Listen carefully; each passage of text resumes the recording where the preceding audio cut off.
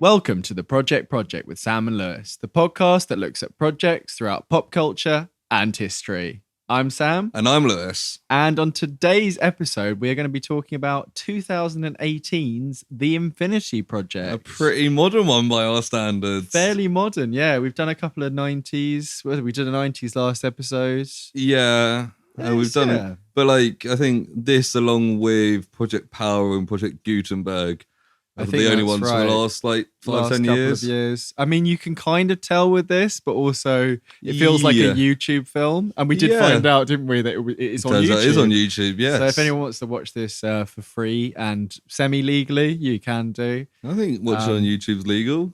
Yeah, I mean, the person who uploaded it probably shouldn't have done that, but it might have been them because despite kind of like a medium-y budget, there's some stuff in there like planes and stuff, you know.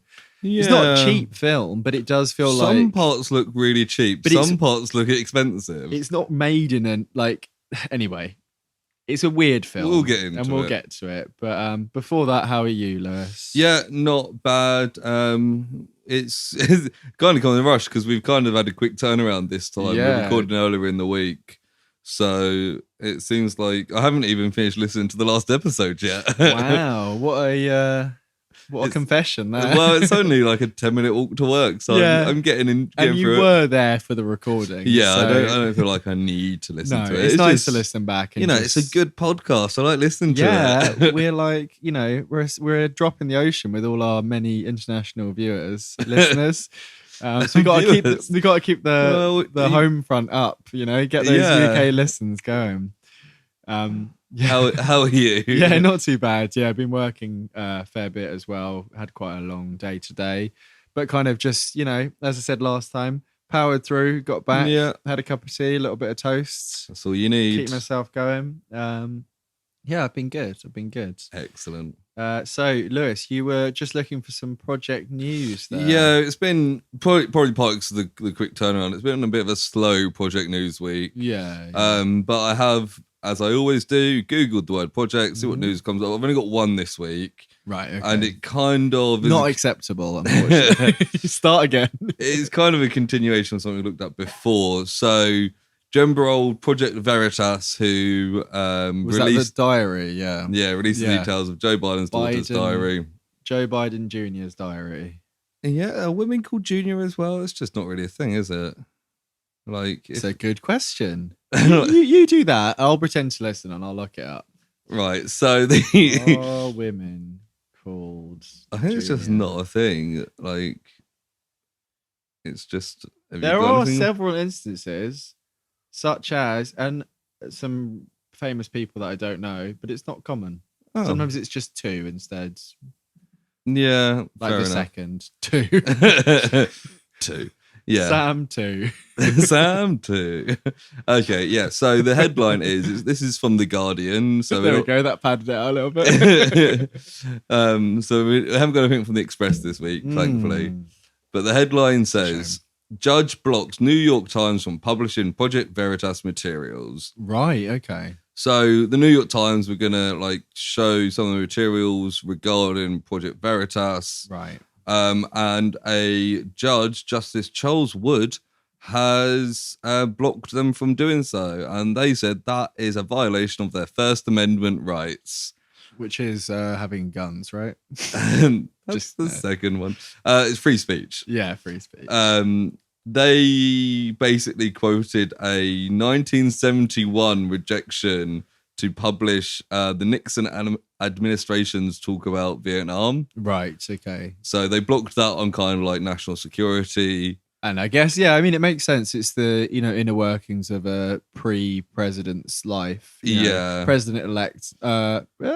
No, not quite. No, presidential not quite. Candidate. I think this was less they're going to publish the diary because that's already been published, and more publish stuff about Project Veritas. I see. Okay, so was Veritas, if you remember, was that the the case looking into it, or were they the people who published it? They're the people who published it. So they're the whistleblowers, leakers. It's people, a right-wing activist group who have got funding from the Donald Trump Jr. Foundation. Of course they do. To give you an idea of what sort of group we're talking about. Of course they do. Found the diary somehow and published it. Well, it was a whistleblower that gave it, apparently, which is probably just a member of staff who got paid a lot of money. Yeah. And basically the New York Times wanted to look into Project Veritas and a judge has said no, which seems a bit dodgy. Maybe this judge has bias. Yeah. I think so. Yeah.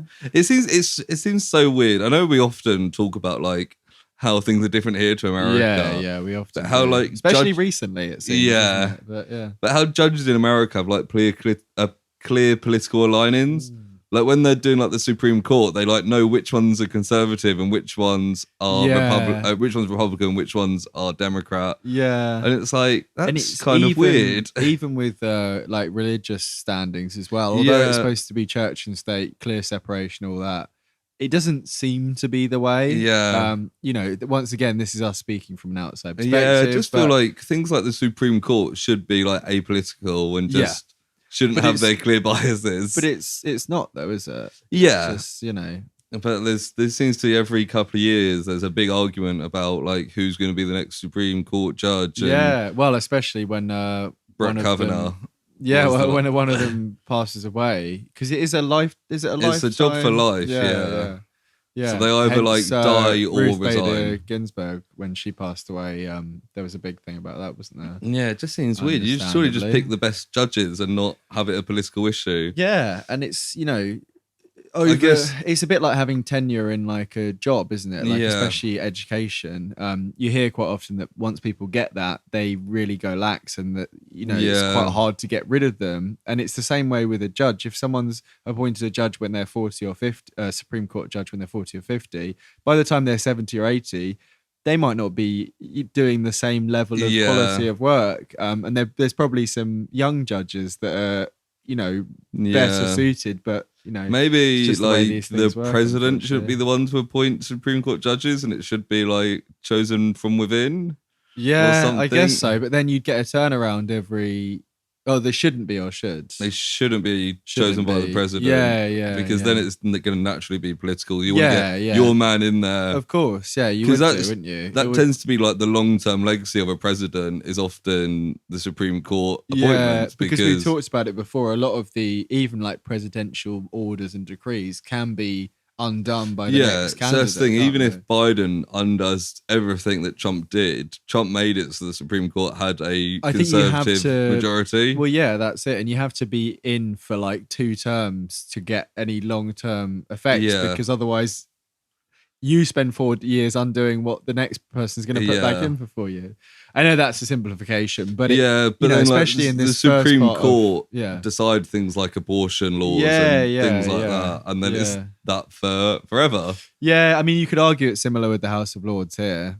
Yeah, but I know that's the rules around that have changed very. I think slightly. The House of Lords are so careful about being perceived as like undemocratic, which they are. Yeah, that they never tend to do anything too controversial. No, because it's a combination of I can't even remember what I was going to say there. But yeah, it's a combination of House of Commons and House of Lords. But I suppose it's the same with the House of... No, what is it? Senate and the House of Representatives. House of Representatives. Yeah, I was going to say that, yeah.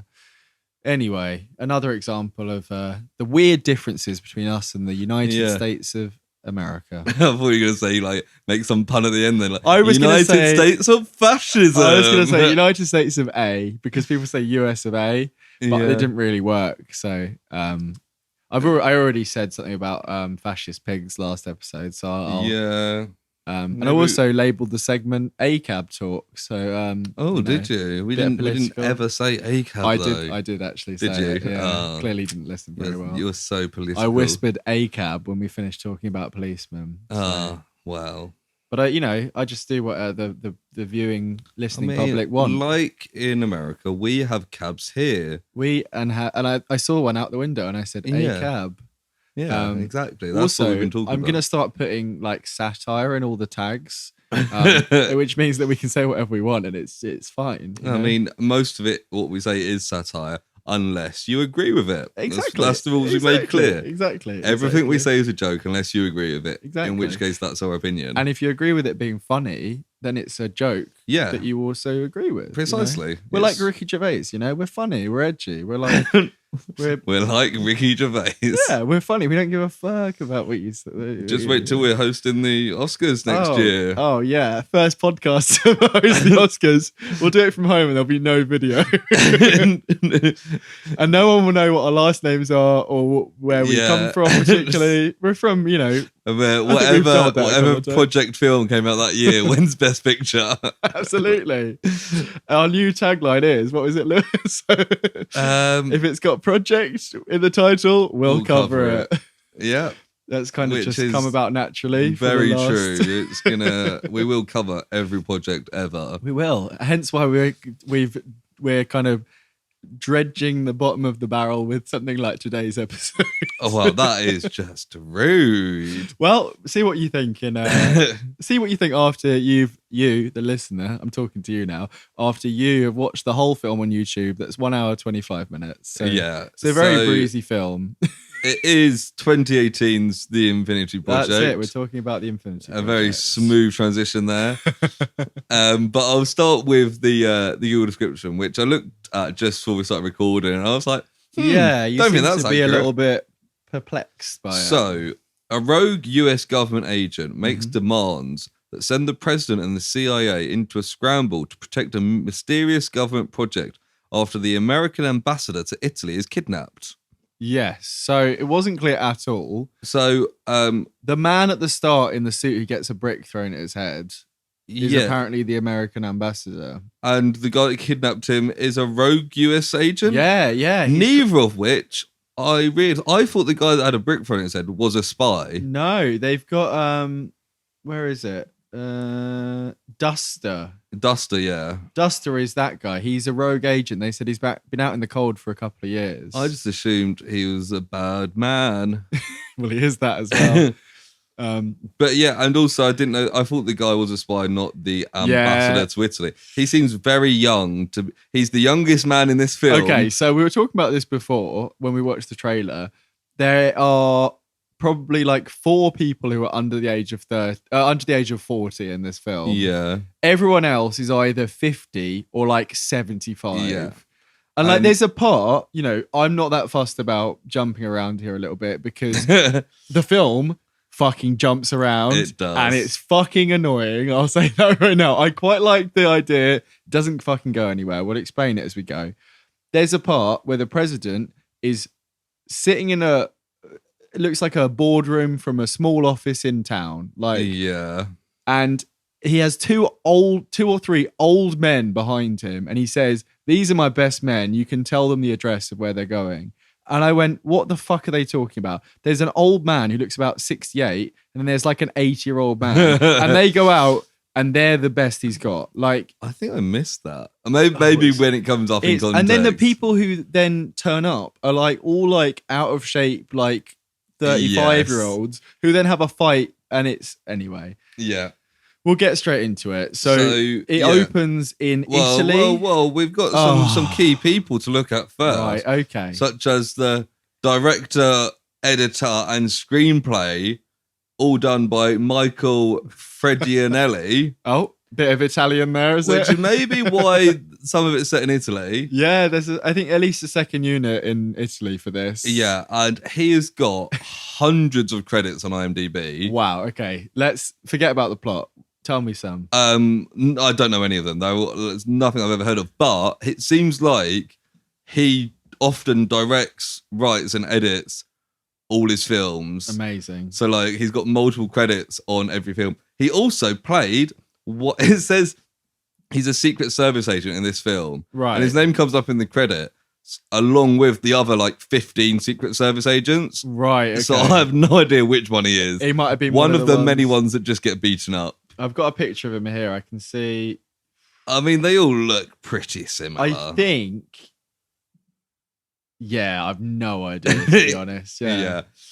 I think he might be one of the ones towards the end where there's kind of like an actiony bit, right? When they're escaping that place. Yeah, as well as writing, directing, and producing all his films, he often gets like the same people back for many films. Right, so there's some people in this film that are in like a few of his other films. God, these have got some good names. Yeah. Yeah. Do you want to read some of your favourites? Yeah. Well, I'm going to kind of skip through, but we've got Cold Return is his latest film. Oh yeah, he did everything on that. I'm pretty sure. And then Talk to the Gun is the one before that. Under a Black Cloud, Easy Targets, Venom Coast. Yeah. I'm going to skip ahead a little bit. Quiet Murders, The Long Streak. One Against the House, The Rogues of Flat Oak. There we go. The Redemption of Vincent Young. So I imagine if you looked at a lot of them, it'd have some overlaps with the cast. Most of the cast are pretty much unknowns, which isn't a surprise after watching this film.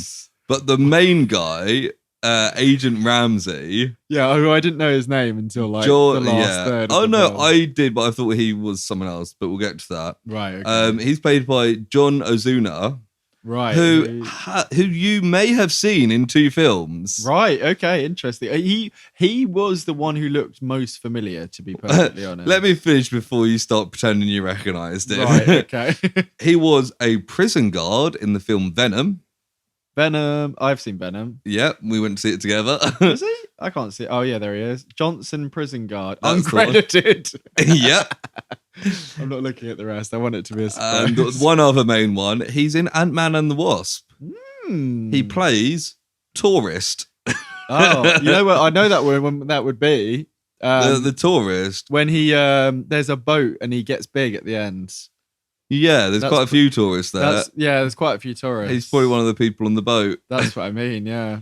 But yeah, so that is the caliber of actors we're looking at with this film. He was also in 13 Reasons Why, which is quite a big Netflix I wrote that season. down, but I couldn't remember if I knew that or if I was getting it mixed up with something else. No, it's the one where the girl is based on suicide. She's left 13 tapes telling everyone why she killed I thought herself. it was that, but then I thought it was called something else, and it wasn't. Also, The Last Black Man in San Francisco, that's quite a big film, but also he's uncredited. So so he's just like an extra at this point. Might be like an A24 film. Or like an Amazon Prime. He also, I don't suspect many of our listeners are big football fans. Oh yeah. But to give context, he looks exactly like the current Tottenham manager Antonio Conte.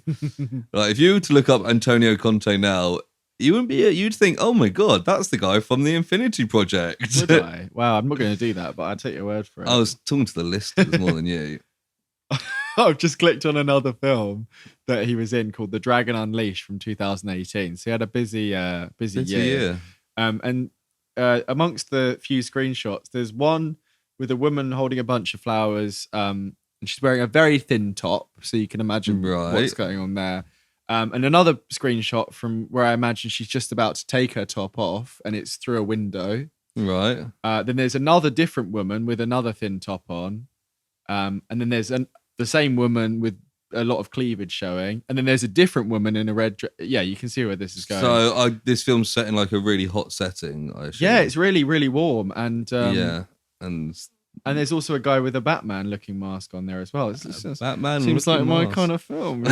You do like Batman. It's a cheap martial arts film. But yeah, I couldn't find the budget or box office this because it's made by some guy in his garage. I think it feels a bit like on the level of like The Room, where someone has money, private funding, but released in like 2018. Yeah, and it kind of made me think of like a university film project. Yeah. The one of my first notes is it feels really like a studenty film. Yeah, and it's film. See the like it's on an HD camera. It's on modern technology. Yeah, but like the direction, the acting, just the style of editing is all really, really, really poor. Yeah, and like even something like Shadow Chaser last week felt cheap, but also had like some style. And it looked like it was made by people who make films for a living. Yeah, whereas this looks like I'm not saying I could have made this, but it feels much more. It feels much more achievable than pretty much everything we've watched so far. Yeah. So on that, do you want to? It didn't have a Rotten Tomatoes score. It's in fact the film's not even on Rotten Tomatoes.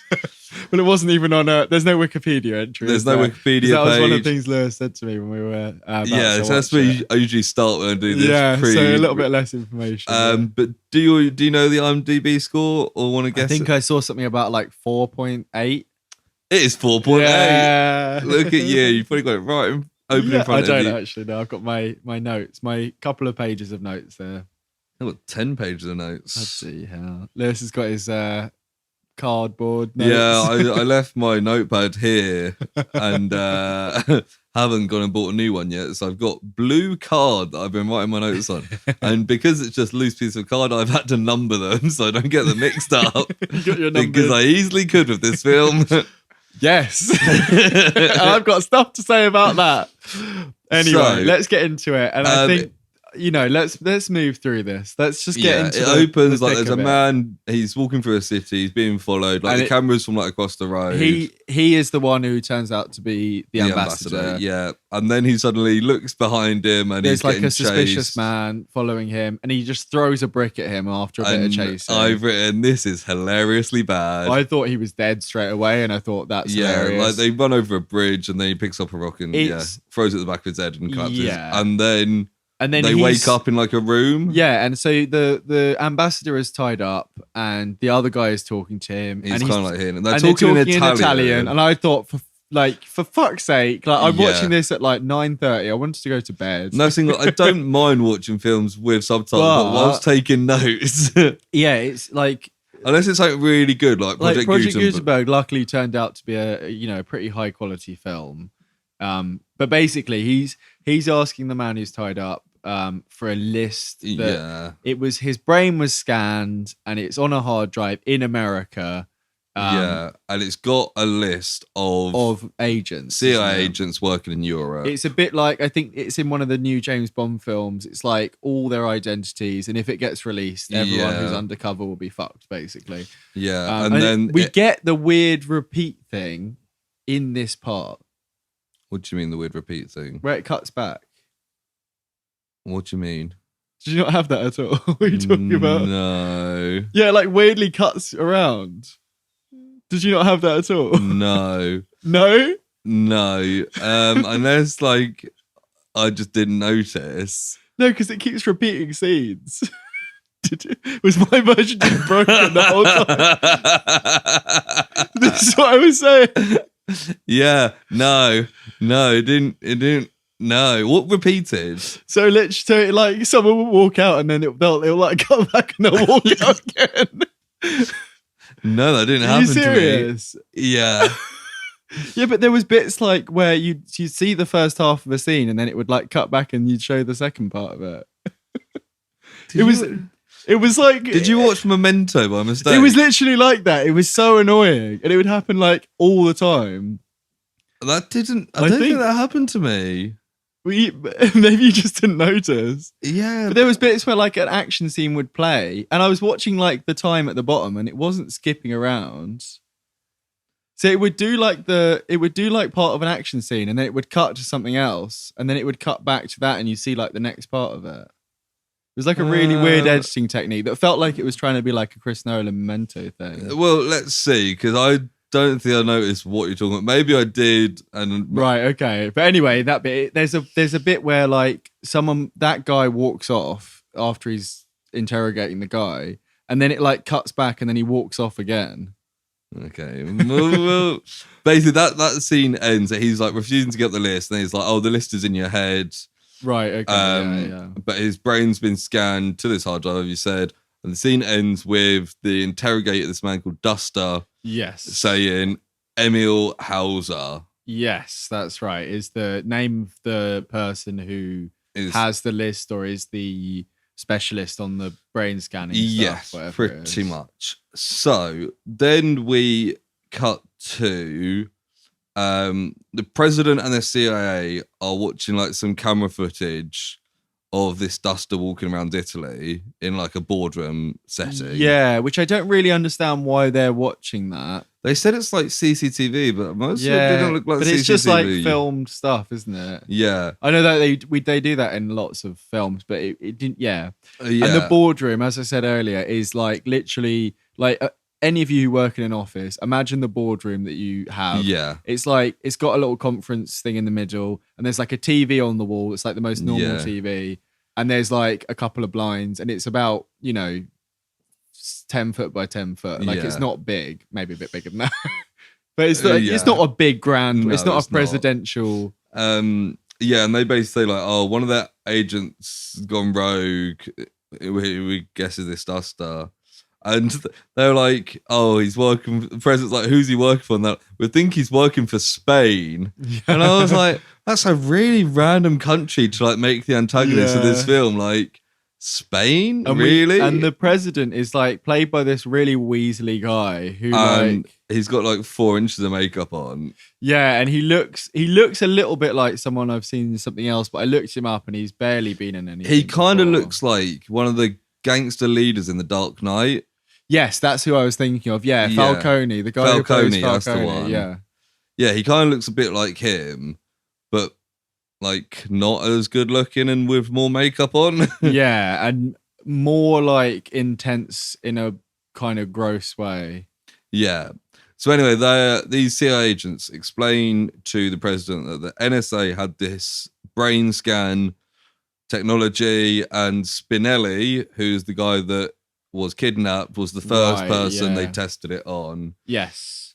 And he's like, I didn't know about this. And they're like, it was in your brief. And he goes, I don't read briefs. Oh, yeah. He said, I've written it down. He said, why am I first hearing about this now? And then the other guy goes, the director sent you briefs multiple times. And he goes, I don't read briefs. He knows that. He just needs to tell me. And I'm like, which seems ridiculous.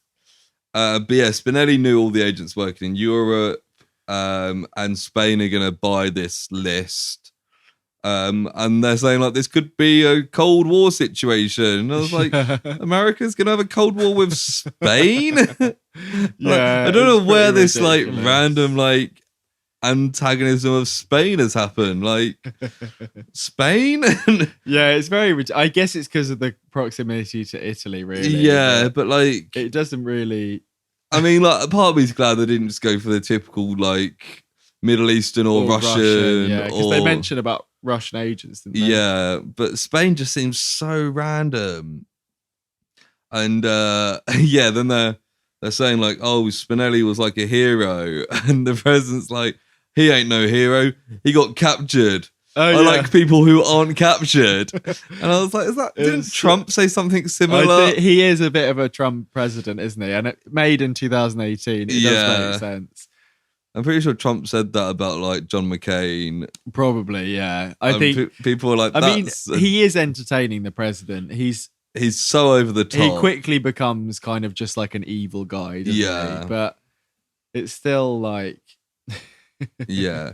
But anyway, like the hard drive's been stolen, and Hauser, who leads the project, has gone missing. Hauser's missing, and Hauser's the only one who seems to be able to know. And no one has ever seen Hauser. We've got a picture of Hauser, which seems ridiculous. And then they say, the president goes, why is Hauser allowed to run this project and no one's ever seen them? And they're like, I don't know, but it's weird, isn't it? And he's like, yeah. And it's like, that doesn't make any sense. And it's all for... We'll get to. It doesn't really matter. It doesn't really matter. I mean, it's just a play. Like it's like a minor twist that's not really a twist.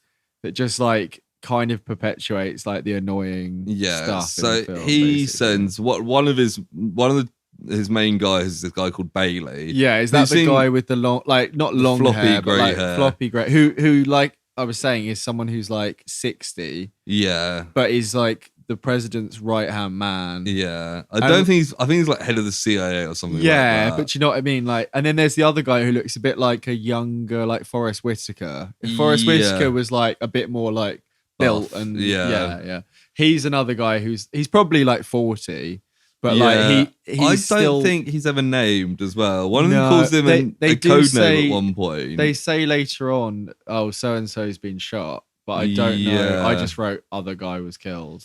So we get they send people to go find this Hauser, and we got two agents, Ramsey and Malone. Yeah, who are like, they're basically waiting outside what they believe is Hauser's aunt's house. That's right. Yeah, and it's all a bit confusing because we don't really get any information. And then Malone decides that she's going to have a nap, and within seconds of her falling asleep, the aunt comes out the house. Yeah, and Ramsey struggles to wake her up, even though she's literally just fallen asleep. I think we're supposed to get like a time skip there almost. But, yeah, it doesn't. But really... the aunt comes out the house, and then there's this guy who starts shooting, and there's like a shootout, and Malone gets shot. And like Ramsey goes and retrieves Hauser's aunt, and like Malone dies on the floor, and Ramsey throws Hauser. Yeah, in who's the car. the guy who's shooting? We don't know. We don't know. He's just the guy. He's also like really old. He's like 65. But then Ramsey and the aunt escape in the car and leave Malone's dead body there. Yeah, but they do on the phone. Someone says like, "Oh, we'll go pick up her body." Yeah. But still, it's like, I thought maybe that was going to be part of it. Her brain was going to get downloaded. No, she's just never in it again. Yeah. Yeah. And I at first I thought she was Ramsey and he was Malone. And right, okay, yeah. But yeah, he's Ramsey because he's our main character in this film. Yes, and he is, I imagine he's a professional martial artist in some way because... He's John Ozuna. And he has some sort of skills which we see later on. At this point he doesn't know. At this point he's just like some like average Joe. Yeah, because there's a bit where he gets beaten up later on. Yeah. But yeah, then you go back to the president who wants this duster killed, and he's like, "What agents we got in Europe?" They say they got Agent Ocean, and he's like, "Send Ocean." Yeah. And then the president like throws up. Yeah, the president just starts throwing up in this bin that just is right next to him.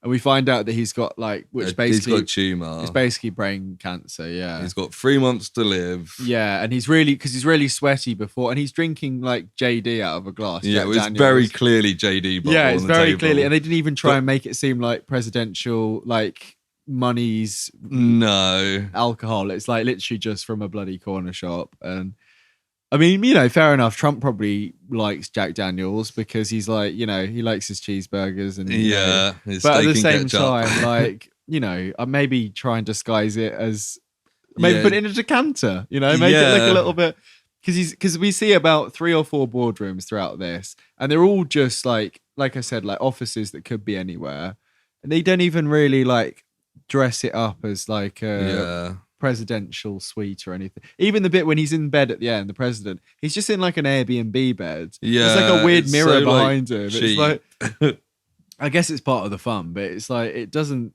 feel that fun. It just feels a bit boring. But he basically opens up to Bailey and says that like he wants his brain uploaded, which is Project Infinity. Yes, the Infinity Project is this whole brain uploaded to a hard drive. Because he wants his brain uploaded to a hard drive and downloaded into a younger, stronger body. Yes. Who he specifies later to the black agent that they have to be white. Yeah. That's after he's gone a little bit more evil, isn't it? And then he wants like the project wiped out once he's got himself a new body. Yes. So it's like, oh yeah, this president's not a good man. No. But then we go back to Ramsey and the aunt, and it turns out Aunt Emily is actually Emil Hauser. That's right, yeah. And I was like, that's an early and kind of dumb twist. Yeah, I feel like they could have longed that out a bit and made it like a bit of a fun thing. Yeah. But also it was pointless because there wasn't any stakes. And we also keep hearing about her son, but that just never goes anywhere. Yeah. Or does it? And I missed it? Kind of. Well, she's like, oh, I could have downloaded my son to me. Yeah. I just to on the point that I said about the weird editing, I think you were right, Lewis, because if I've seemed distracted, it's because I've been watching the film as we've been talking here. Nice. And I'll explain it as we get to the bits, but I watched it I think I missed a lot of this film because literally the way it would happen, okay, and it happened more and more as it went through. So I thought it was intentional. A scene would play out, and then it would then cut back and replay like the last part of the scene. Maybe you missed like end of scenes then. Potentially. And it would often be like some of the action scenes, you'd see it from halfway through the action scene, and then it would play from the start and you'd see the start of it. And there's bits I'm seeing now. There's a bit with these agents doing that agents looking at each other with coffee thing. Yeah. I didn't see that at all. And the credits rolled. You know when the person gets stabbed right at the end? Yeah. Immediately after that, the credits rolled. Like, while the stabbing was happening. You messaged me and said, like, make sure you watch the credits because, like, it comes back. And then I watched it and I was like, I don't really know what you're talking about. But then it went back and had the explanation of why the person got stabbed. And then the credits carried on from where they were, like mid-credits. Right. It was very strange. And I don't know. I'm quite intrigued to have watched it your way, but it sounds like a dodgy internet connection. It felt...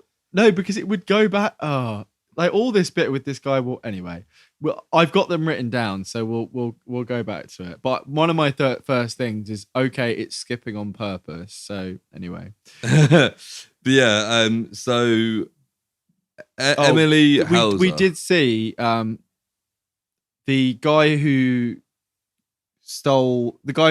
kidnapped the ambassador. Yeah, Duster. He's talking to someone else who's called Sanchez, and he gets paid 50 million euros for the job to find Duster. Yeah, that's before the aunt bit.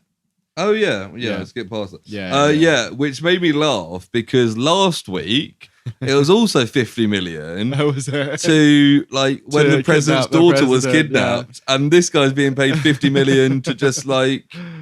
Yeah. To like hunt someone down. And another thing that was funny, when the president's telling the plan to the old man, he says he needs someone strong to look after everything while he's gone. And I think he's talking about himself being a young person. Yeah. But it sounds like he's talking to this old man and saying he needs like a strong person. It's like this weak looking, like sweaty old man. And I've got everyone is like old and weird in this, apart from the female agent who died. Yeah.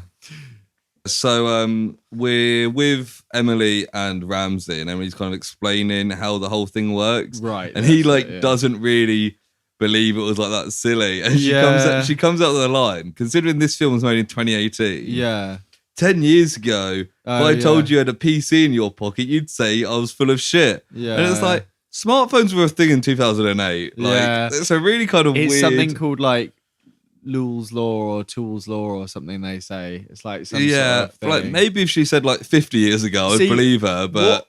This is an example of where my weird thing happened, because she goes to him like, oh, do you want to do the thing? And he's like, not really. And then for me, it skipped to him being in the machine. Right. And then it showed him having the bit of the procedure done. And then it skipped back and she was like, I've got a crazy plan. And he's like, I'm on board. And it kind of worked the way it skipped back and forth, which is why it wasn't, it was badly edited if that was the way it was. Yeah. But it was like, it was jarring, but it kind of made sense. So have you missed like an entire fight scene? No. So the fight scene is first. Yeah. So there's like a weird kind of, but actually with this bit as well, because it's literally all the time. And it's not mentioned, she got up to go to the toilet, and he's sitting there with his gun, and then it skipped to her being grabbed, and then it skipped to her saying, oh, I need to go to the toilet, and getting up. So it was like weirdly back and forth. Well, we'll try and make sense of it. And I kept writing towards the end, this film would be so much shorter if they didn't keep fucking repeating scenes. Oh, you must have missed I thought it was going to be like a weird memory thing, you know? And I thought it was going to be about like the skipping memories and stuff. Do you know what I mean? Like, I was reading into it and thinking this is trying to be something. And at the end I was like, well, it wasn't fucking anything, was it? But anyway, she gets up to go to the toilet. And she gets grabbed. Yeah. And Ramsey comes out with a gun, and they're like behind a wall, and he shoots them in the foot. It's very like John Wick, but like not done as well. Yeah, there's like a shootout, and their bullets run out, so they fight. Yeah, there's lots of fighting. And this is it. It skipped to him getting beaten up by the sink. and then it skipped back and showed how he got to the sink.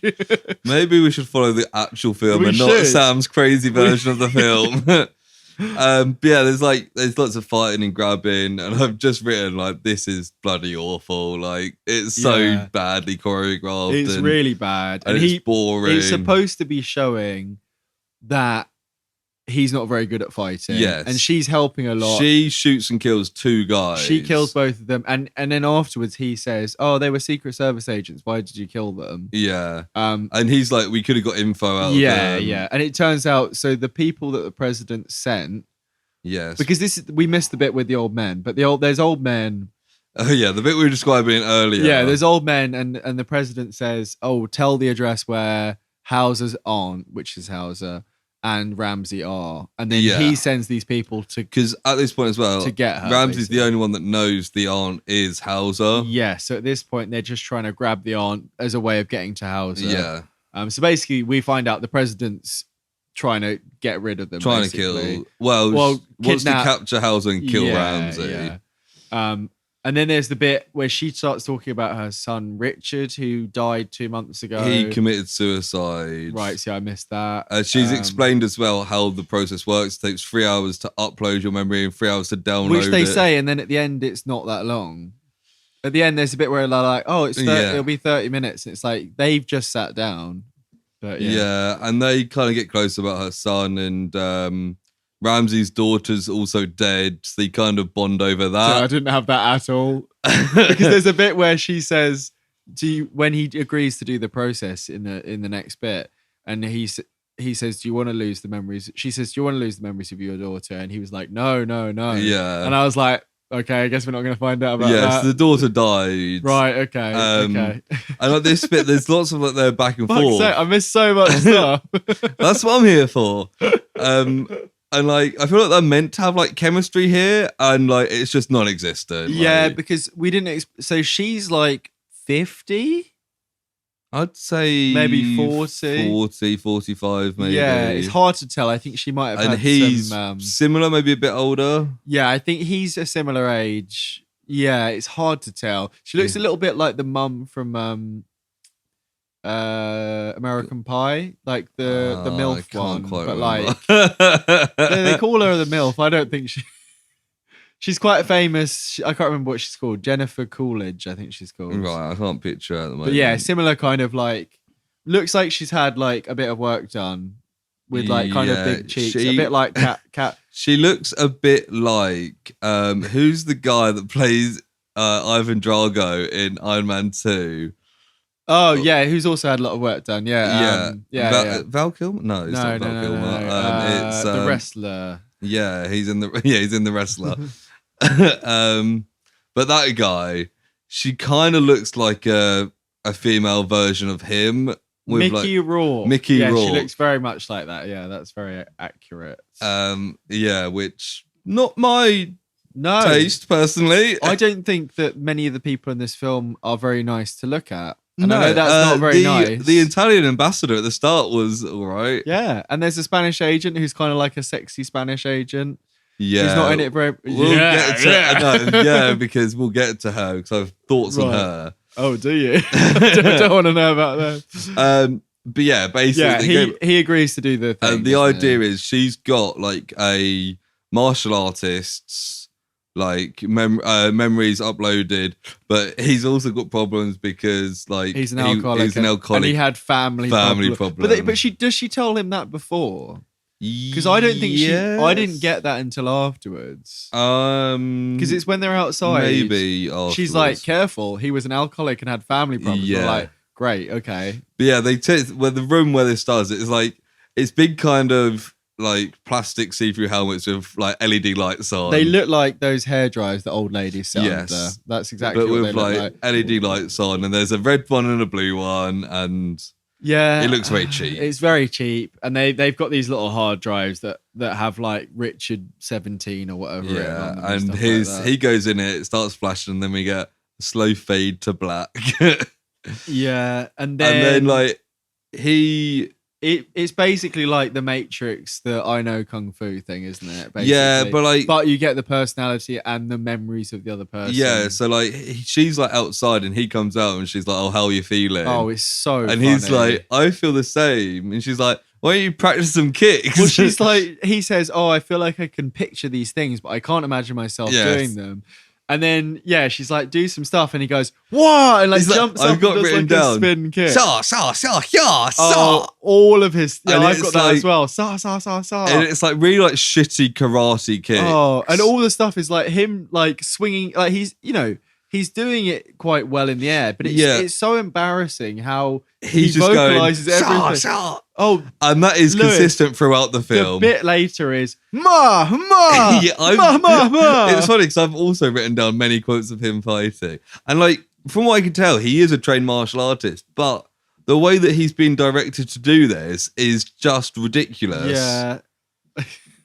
Okay, this note here: is this repeating thing going to actually come into play, or is it just an extra thing added after? I think we know the answer to that now, don't we? Yeah. The bad guy is then killing agents in Italy. Yeah, so which is Agent Ocean. No, bad guy's killing agents. Yeah, who's Agent Ocean, who the president sent to get him. And we see him like effectively on Zoom, but it's like on like some little camera. It's like a camera in a watch that was on Agent Ocean. And he's like basically telling the president to fuck off, and he's like, "We're all coming to get you, and like you can't stop us and stuff." Yeah. And then we get like two at the time, just two random people speaking in Spanish at an airport. Right, yeah. And that scene comes and goes. I was like, what the fuck's just happened? We'd seen them talking to him about the 50 mil, but only very briefly. That's the same people he spoke to. So this is Sanchez and an agent who I don't know her name. I know, I don't think we ever told her name. When we were watching a scene later, when I was watching it, Amy came in and said, "That woman's definitely done porn." Wow. So apparently Amy's seen her before, but yeah. And then we get a very funny development where they're in the safe house. Do you remember this? This is when Ramsey finds out that he needs to suppress his alcoholism. Well, he doesn't. He's found out when he was outside doing the moves. I've written it down here. Well, no, suddenly it cuts to him and he's got like 15 beers in front of him. Oh, yeah. And he's just like half cut already. Yeah. And she's just like, she's doing all the work for him. She's looking out the windows to make sure they're not being like, yeah. And then she's like, she kind of sees movement. Yeah. So they go out there and there's just like a group of people out there.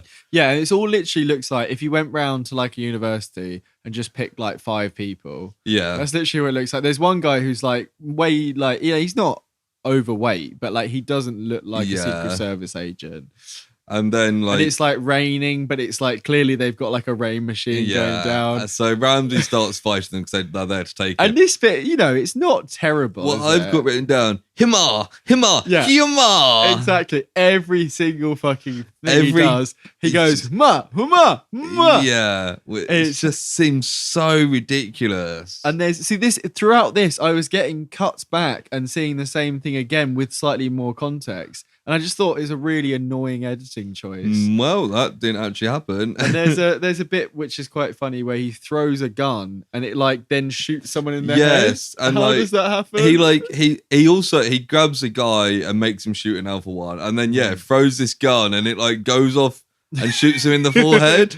Yeah, or maybe it got him to shoot himself by knocking it. Possibly. And then there's also a funny bit. He's got his jacket. He gets and like we've seen in like Jackie Chan or Bruce Lee stuff, and also in Shang-Chi. Yeah. We're kind of using the jacket to like tie up hands but it's not that. He uses it to like whip people. There's 3 guys around him and he swings it round in a circle and they all get knocked down by a jacket, like a suit jacket. And he literally is like whips at them and they get like knocked down. It's like it's like jacket. Do you remember there's that bit in Avengers where it's what it is it's a slightly mistimed stunt, but when Black Widow's in the chair at the start, she like whips her hair back and their hair touches someone and they go down. Yeah, and it's been like taking the piss out of. But I think it was supposed to be a headbutt, and they the proximity was kind of misjudged. Yeah, and it feels like that. And speaking of Project A, I think I mentioned it earlier, which is the Jackie Chan film we watched in like episode 3 or something like that. Yeah. Way back when. A lot of the stuff in this scene and another scene later, it's not massively far off, but it's badly directed and it's a lot slower. Yeah. So you'll get occasional bits where they do like loads of body shots, and those are quite fast. But most of the other stuff is the actual like kicks and punches are quite good, but the choreography as a whole is poor. Yeah, it's very like a Assassin's Creed game where you wait for someone to attack you and then you counter it. And it's the classic like one person coming up to him at a time. Unless it's at the end where he fights two guys at once. But it's very much like they're both doing this. Yeah. Yeah. And like Hauser's grabbed again because Hauser's always grabbed, but she like fights him off and runs away. And then she gets grabbed again by a man with a gun, and Ramsey shoots him, and then between the two of them, they kind of shoot the last man. That's it, yeah. I think one guy runs off, doesn't he? I think it's the big guy I was talking about. I think across this film, literally like 15 to 20 CIA agents get killed. Yeah. Here's my note about, I wonder how much shorter this film would be if it didn't repeat things every 5 minutes. This is when we see... I wonder how much shorter this episode would be if someone didn't keep talking about that. You know what I mean? This is when we find out the president is a real, like, dickhead. This is when he really pushes the young, strong, able-bodied, no immediate family, and white. Yeah, he repeats again at this point that he doesn't read briefs. Yeah. And like, it's like, and Bailey also suggests putting Ramsey and Aunt Hauser in witness protection. Right. And the president's like, nah, let's just get rid of him. He wants more men to go get Ramsey, and he wants a young, strong body with no family. And then as they leave it, as you say, he looks directly at the black guy and says, and he must be white.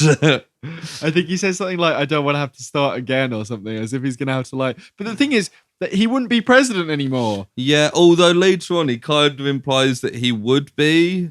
But he wouldn't, because they say later that he can't go public with anything about it. Yeah. It doesn't make... I don't even understand how any of that last bit happens, but we'll get to that. Yeah.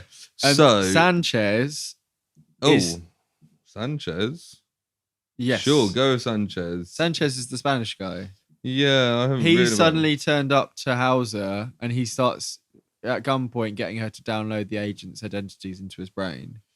Yes. And the female agent, the sexy before Spanish that, lady's I'd got written down just that Ramsey had woken up in some field with a really banging headache. But it gets there's a couple of bits where he's getting worse and worse kind of thing. Yeah, Hauser's with Sanchez, and this woman who we don't know sneaks up and grabs Ramsey. Yeah, and he's like, they have a bit of a discussion, and we find out that she's a double agent because she's an undercover. Yes, CIA. The thing with this woman is, she's in it for the rest of the film. No, she's not.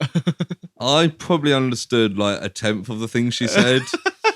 I got to hear everything twice, so I don't want to be like, damn. She had a very strong accent, but it was similar to, you've been watching Modern Family. It's very much. No, it's not. It's much, and I think it's probably her voice as well. It's kind of quite whispery, like a sexy porn star voice, maybe.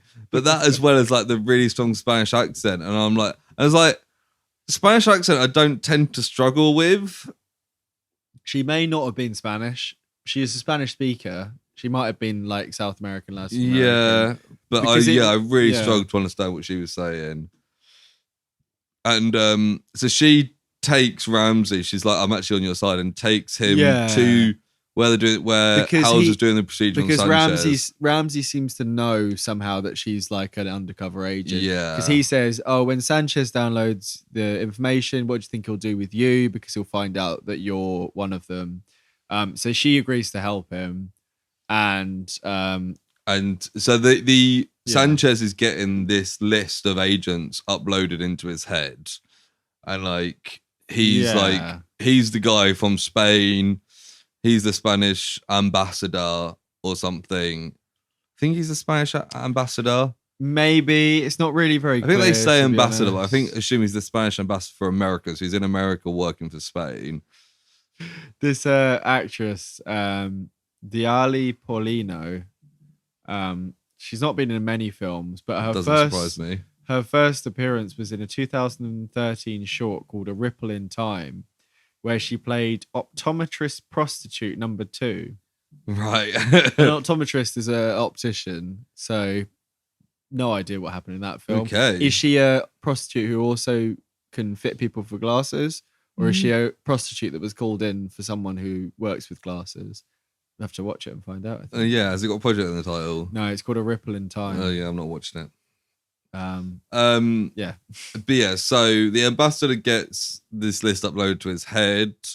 Yes. And then smashes the hard drive with this list right. on. So he has got the last copy of the US agents in Europe. Yes. Because so the ambassador who died at the start, he did die, did he?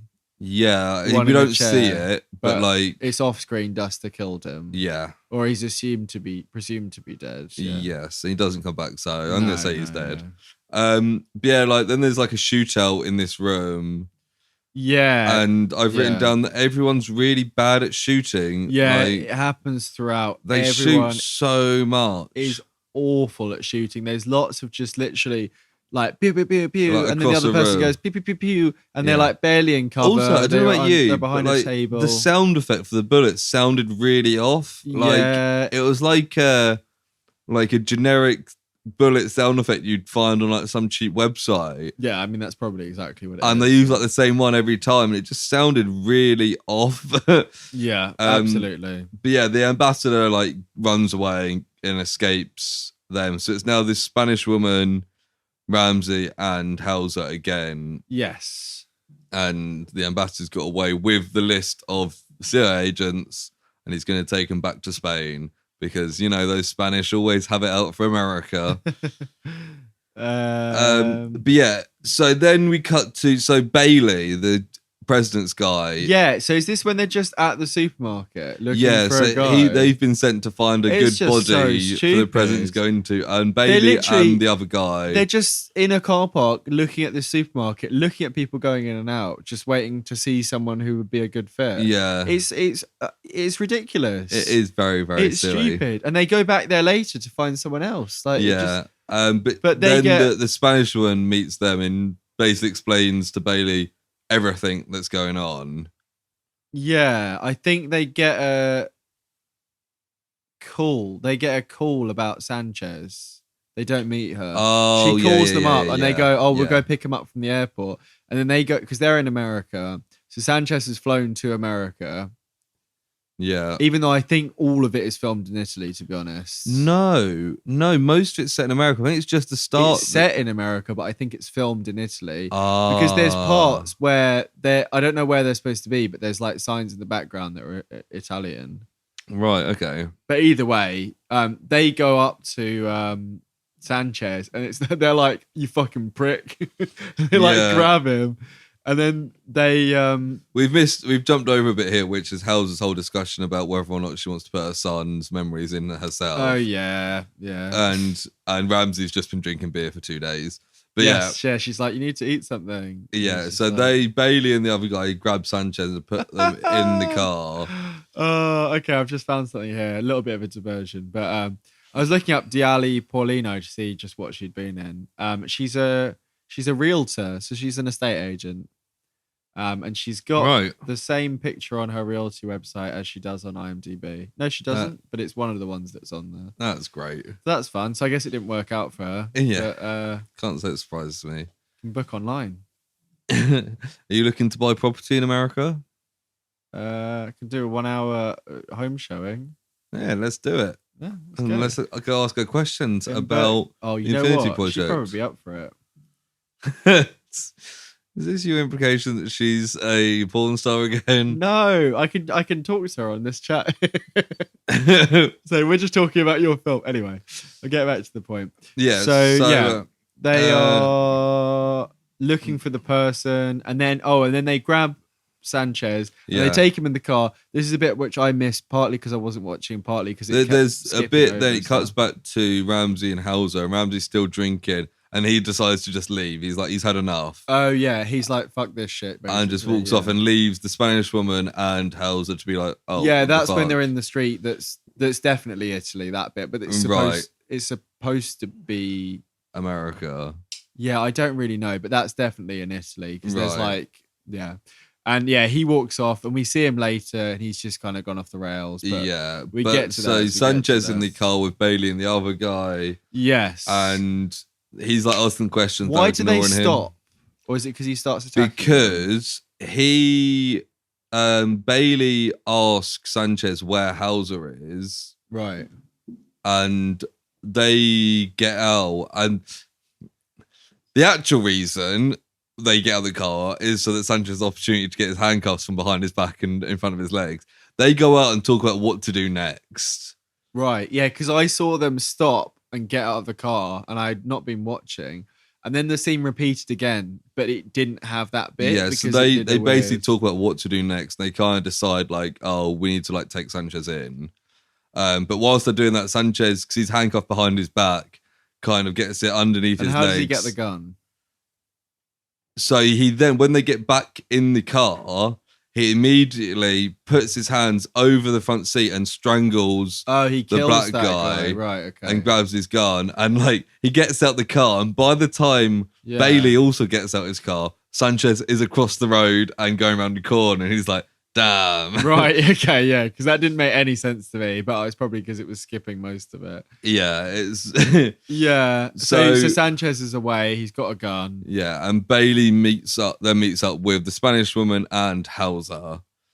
Mm-hmm. And he's like, where's Ramsey? And she's like, Hauser's like, he's a lost cause. Yeah, she's like, he's got demons floating around his head. Yeah, basically. So... Bailey tells Hauser and the Spanish woman the president's plan. Yes, that's right. Which is supposed to be like a secret thing, but he's like, not. And then they're like, Joe, it'd be great if we just like pick this like crackhead homeless man who's black. And did they explain that? He explains that like the sort of person that the president wants, and then they see this guy like rummaging through bins, and they're like, I've got an idea. So literally, I didn't get that. They were just standing there, and then suddenly they were with this guy who had like a dusty old suit. So we literally just see them, and then it cuts to them in the thing, and he's like, "My name is Daniel Jones," and they're basically like, He's like, "I'm gonna be rich and powerful, right?" And they're like, yeah. And he's like, not got any shoes on. He's got like a do rag like bandana on. And I've written more terrible acting. Yeah. And he starts talking about how he was going to be a teacher, but then his mum got murdered. They never found out who it was. And she was the only one who ever believed in him. And it's like, it's quite sad. And then, who is it? Hauser is like, oh, that's really sad. And he's like, oh, that's really sad, is it? Bitch, fuck you. Yeah. And you're like, whoa. I mean, he's obviously like scarred and like traumatized. Yeah. And he's obviously like heavily addicted to crack or whatever it is. But it's like it's a weird kind of stereotype, and like it's kind of weirdly distasteful. Yeah, and then they don't really redeem it. They kind of make it worse as it goes on. Yeah, so they then kind of. We'll get to it. Yeah. So anyway, they upload his memories onto a hard drive with their big plan to come later. Yeah. And then Sanchez is randomly at this house with like these two women. Yeah. You didn't miss anything here. He's just at this house with a gun, eating breakfast. So I imagine he's broken in and is taking them hostage. Yeah. Because I've just written, he's hanging out in a kitchen with two random women. And then I've got, most of the people in this film don't seem like actors at all. Oh, yeah, these two definitely don't. One of them is just like I genuinely think they were just picked up off the street. Yeah, one of them is like a slightly overweight woman who's wearing like really weird clothes. Like she kind of looks like she's like a mechanic. Like she's got like a vest and like a weird hat on, like a little like military cap. And I don't even remember what the other one looked like. And they're like barely in it, and it's just it's like proper extras, but like in a normal film they'd be way in the background. In this, but also in a normal film they'd be professional extras. Well, yeah, absolutely. And these are literally just random people. But yeah, he gets a call from Duster, who's the guy from the start who killed the Italian ambassador, and he says he's got people following Hauser, and Sanchez like calls him off.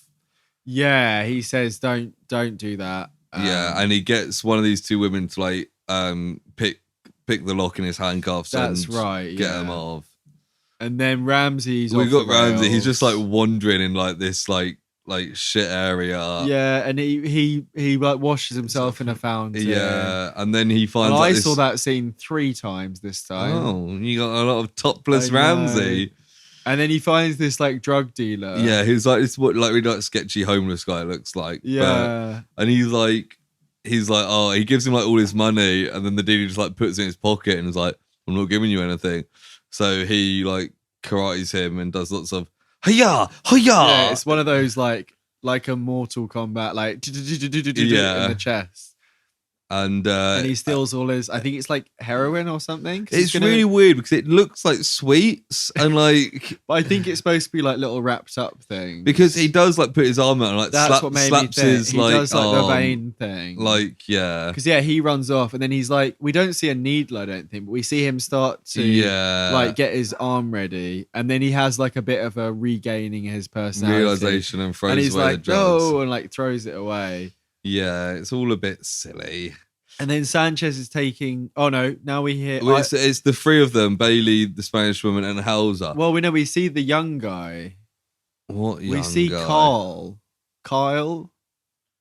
No, this is before that. No, before the airport bit, we get that.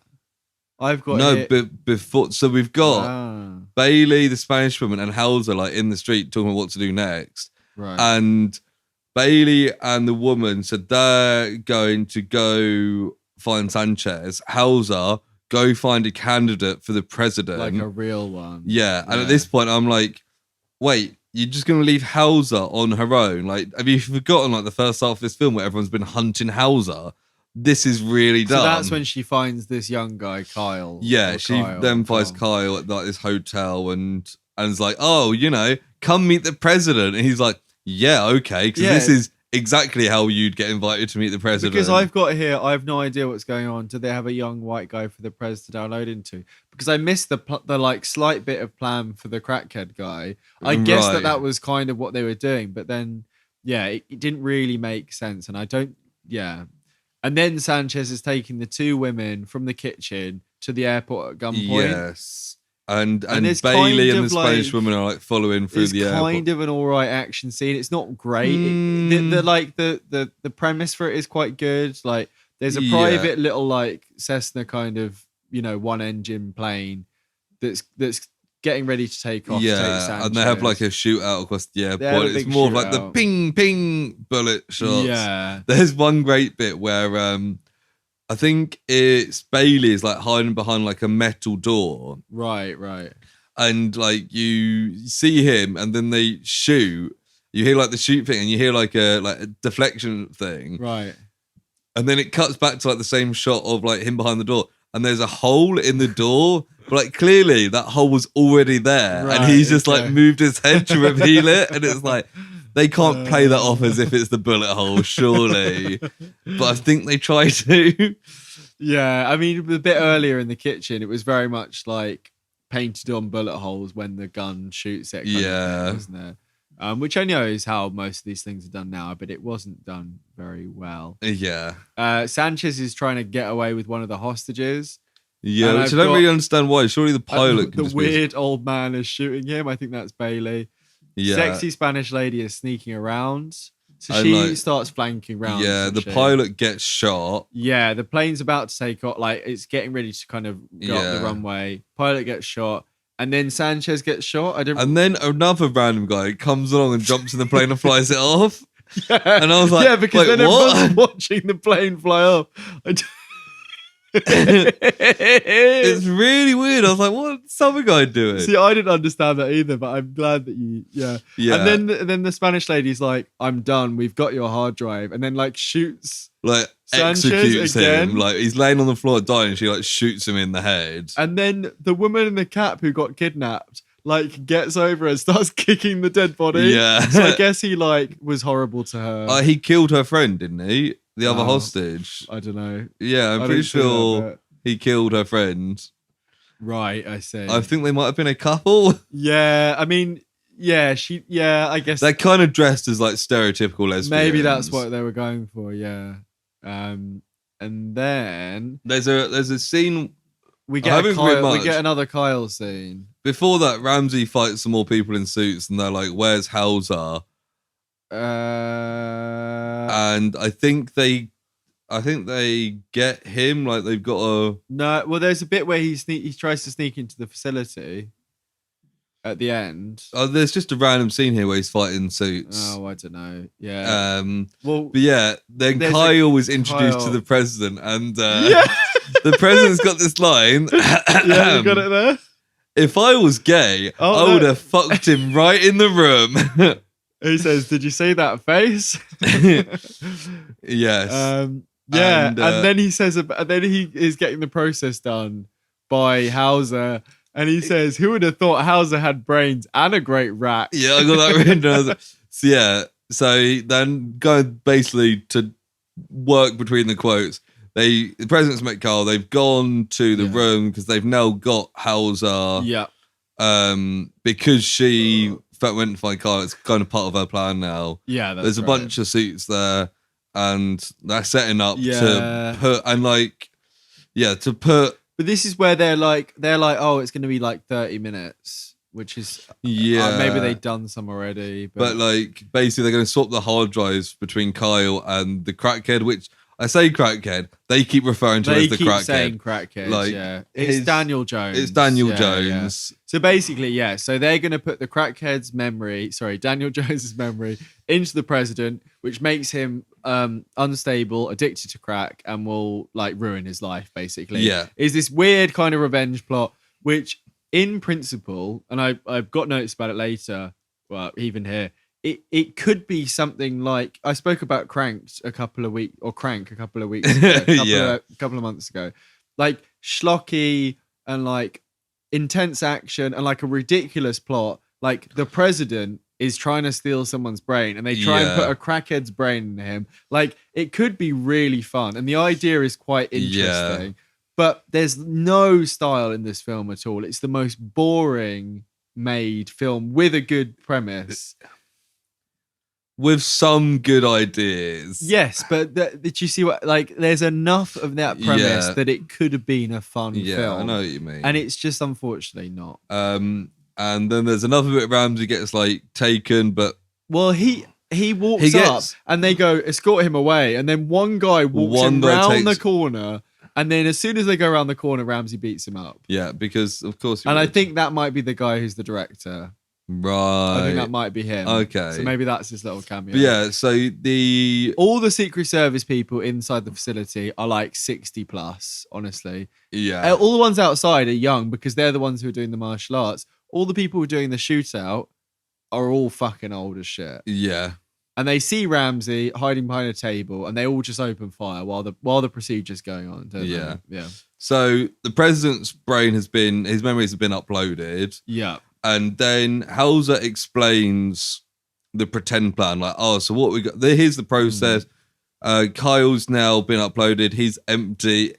For some reason, right, this is another weird bit. Yeah. When Jones. When Daniel Jones and the president have their memories uploaded, they're still them. They are. But for some reason, but when Kyle he's just like a shell of a man. I think that the president says he wants to wipe.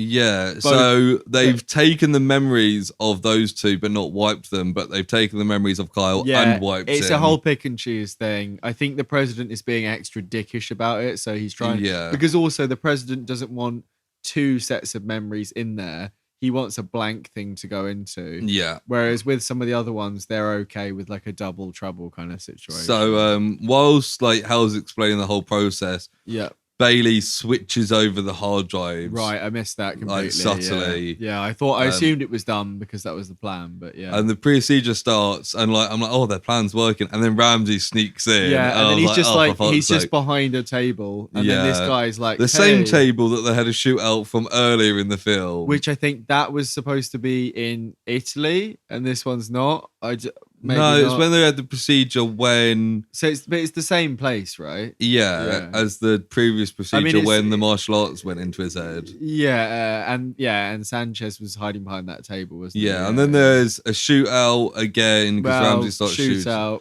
Yeah, they're all terrible at shooting. And Bailey and Hauser like run and hide behind Ramsey. Yeah. And a load of the agents get shot, but they're like... Stop shooting because we need Hauser alive. You don't shoot the president as well, I think they're saying. And then they escape outside, and then a guy just like grabs Ramsey's gun.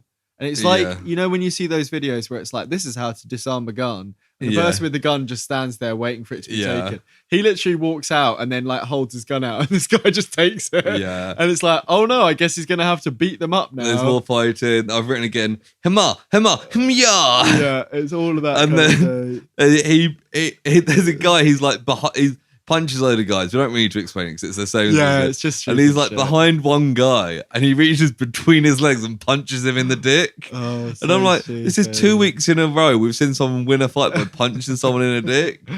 And there's and then this guy gets punched, he drops to his knees, and he just stands up and breaks his neck. That's the guy that he breaks his neck. Yeah, and it's like, what the fuck? So throughout all this, I'm getting some of these bits like 2 or 3 times. Yeah. So and this Hauser gets taken. Yes. Yeah. And Bailey chases.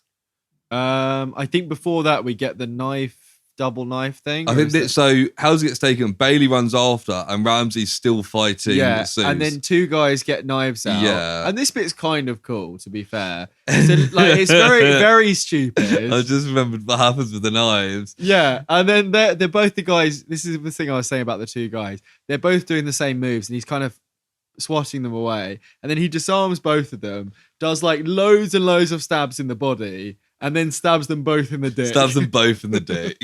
and then they like die. Is he like, ah? Yeah. Like he's going like feral on them. And so this suit, they're in like kind of a quarry, like building site, Bailey, Hauser, and this guy I didn't understand what happened here either. It's just they've been... So this suit has got like a gun to Hauser's head. Yeah. And then he's aiming at the thing, and she kind of like nods to tell him to do it. Yeah. So he shoots. So Bailey shoots. The suit guy, I keep calling him, the CIA guy shoots Hauser. Yeah, but like not fully. Not in the head as well. No, I think she gets like because she's got blood coming down her head. So I think it like half gets her, because they say later like, oh, even if she's alive, she can't do anything anymore. And it's like, I think she's like brain dead. Okay. Which is kind of grim. Yeah, she's like still alive. Like she thinks the CIA guy is like dead, and Hauser's slowly dying. And Bailey's like really, really upset about this woman he's just met. Well, dying. This is what I didn't understand, because she's like, Richard, is that you? And I'm like, is there going to be a twist here where Bailey was her son the whole time? Nope. And nope, she's just confused because she got shot in the brain. Yeah. Oh, yeah, and then Baker, which is the president, by the way. Oh, yeah, it's They call him Baker from about halfway through, which is confusing. He wakes up from the procedure. And he's the only... There's a bunch of dead bodies. He's the only one in the room. And then he just fucking shoots Kyle and walks off. Yeah. And then we kind of get into the wrap-up here. There's still some There's a bit... stuff. So, yeah, it's Ramsey and Bailey are like chatting. Yeah, they're just having a drink. And there's a kind of... I think... Yeah, is that one not what I think... Oh, yeah. And like, Ramsey asks about Hauser, and Bailey says she's technically making sentences. This is what I mean. I think she got like shot in the head. Yeah, maybe she's not dead. No, it's not really clear. But they basically say like she can't do the project anymore. Like she's fucked in some way. Yeah, they like debrief her for it, and Bailey wants Ramsey at the CIA. Yeah, is this when they're having the drink, or is that late? Yeah, yeah. Oh no, this is before. Then they're like, oh yeah, let's get a drink. And then there's kind of jokes about like Ramsey being an alcoholic. But like Bailey's just like, fuck it, like he's just like enabling him, like having a drink with him. Yeah. And then we see the president on the TV. It comes up 1 week later. 1 week later, that's right. They're just like chilling in one of their houses. Yeah. Because so just about the president thing earlier, they said once we made him addicted to crack, he won't be able to do anything because he can't go public. The thing is, he could just send people to kill them, but he doesn't. And also, to clarify, when the president wakes up in this room and shoots Kyle, he's obviously expecting to wake up in Kyle's body. Yes. So he asks Kyle's question and realizes that none of him is in Kyle. Right. And then he shoots him. Right. Okay. And what has actually happened is they've uploaded... I was going to keep saying Dennis, but it's not Dennis, is it? It's Daniel Jones's memories into the president. So he's got both in his head. Yes. And then basically... we find out through a couple of news clips that the president is now ending homelessness and making healthcare free. He signed a bill to give homeless like $1 trillion with a wealth tax on the richest in America. And it's like, that is such like a progressive like and bill. It's because he's got these memories of how awful it is to be homeless. Yes. But he's got the ability to change things, basically. Taxes on rich and corporation. And also he's in remission as well. Yeah. Which is like, because I think Bailey, Ramsey's like, well, we won, he's gonna die anyway, and he's done all this stuff. And Bailey's like, no, he's in remission now, miraculously. Yeah. And like Bailey's not happy because he's like, oh, the president won. Yeah. But Ramsey's kind of like, well, like, did he win? Like, they kind of did win. Yeah, but like also we kind of won because the president's not as much a dick and we're all still alive. And like that's like, and I was kind of like, you know what? I have no fucking idea who. Like, this is such a weird ending. Like, such a weird, and that's not even the weirdest part of it. No, like, it gets so much weirder. But I was just like, so the bad guys and the good guys both won because I think the next part is supposed to be like, and the bad guy got his comeuppance as well. So the president. So we see Ramsey Ramsey writing a letter. Notes. And then the president gets a letter. See, I only saw that watching it back. Right. Half an hour He gets a letter and it's like, congrats on the makeover. But it says from Dr. House. And gives directions to meet him in like this back alley. And for some reason, the president goes on his own without anybody there to this back alley.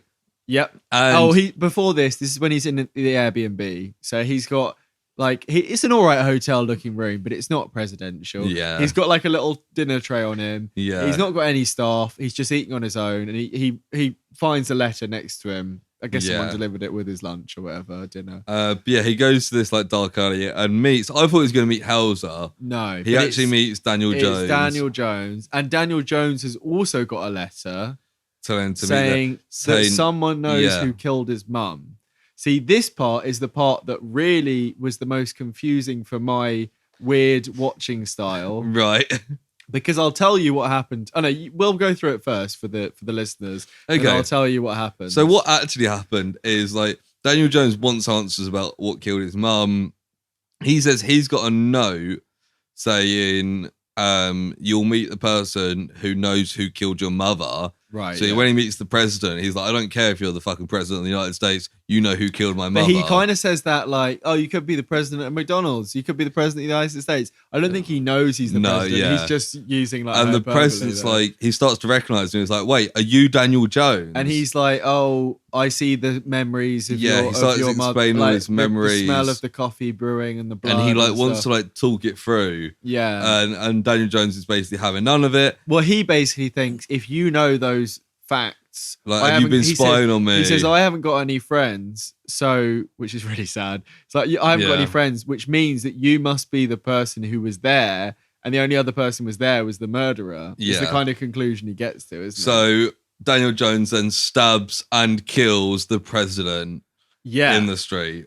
And he goes, oh, you know what I'm gonna do if you've got my memories or whatever, and then he just like fucking shanks him like 30 times. Yeah, and then just walks off and isn't just caught. Walks off, yeah. And then we get a little thing where it cuts ahead again. There's like it's like on the news that the president's dead. And I think luckily the presidential orders have been put in place already, yeah, he's like the most popular president in like years. Yeah. But then they've got no leads on who did it, yeah. And then it ends on a really, really weird moment. Right. Where we get the Spanish woman. Right, so I didn't see this until half an hour ago. The Spanish woman is she's still following What's-It-Face? Or is she with him? Yeah, so she's like sitting in a cafe. It's fucking Dark Knight Rises. Yeah. And she like looks across like a cafe and smiles. And it's fucking Duster.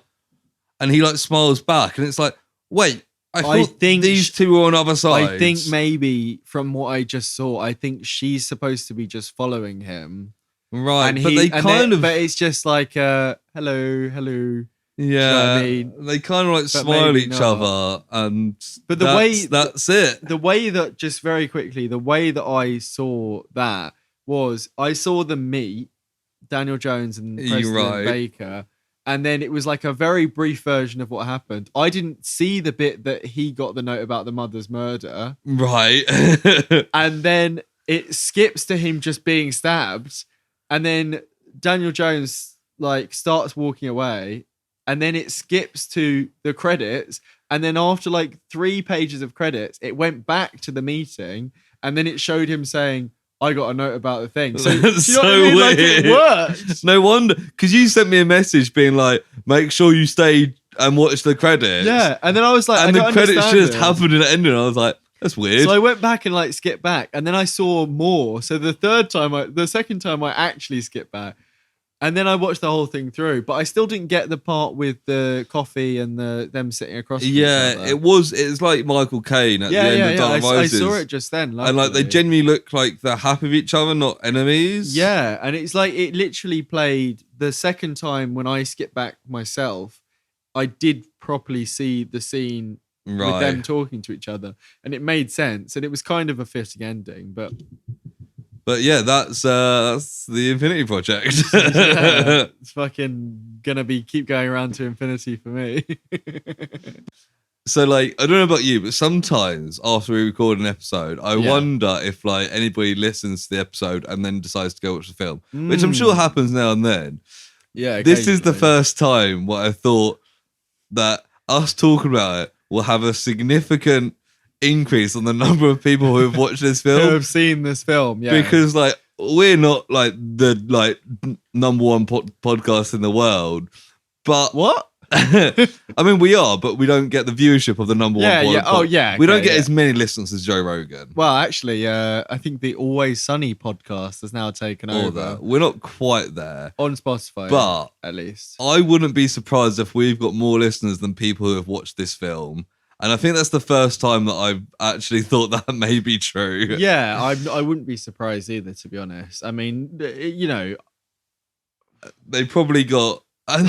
It's weird because as we said, what was it called again? The Infinity Project. I was going to find out how many Infinity Project. It's on YouTube.